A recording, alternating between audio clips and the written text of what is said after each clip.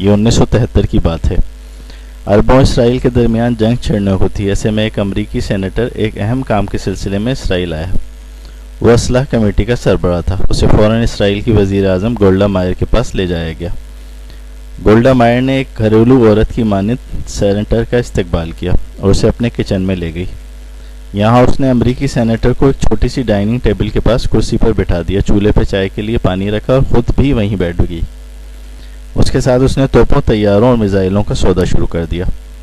ابھی بھاؤ تو جاری تھا کہ اسے چائے پکانے کی خوشبو آئی۔ وہ خاموشی سے اٹھی اور چائے 2 پیالوں میں انڈیلی۔ ایک پیالی سینیٹر کے سامنے رکھی اور دوسری گیٹ پر کھڑے امریکی گارڈ کو تھما دی۔ پھر دوبارہ میز پہ آ بیٹھی اور امریکی سینیٹر سے محو کلام ہو گئی۔ چند لمحوں کی گفت و شنید اور بھاؤ تاؤ کے بعد شرائط طے پا گئیں۔ اس دوران گولڈا مائر اٹھی، پیالیاں سمیٹیں، انہیں دھو کر واپس سینیٹر کی طرف پلٹی اور بولی، مجھے یہ سودا منظور ہے۔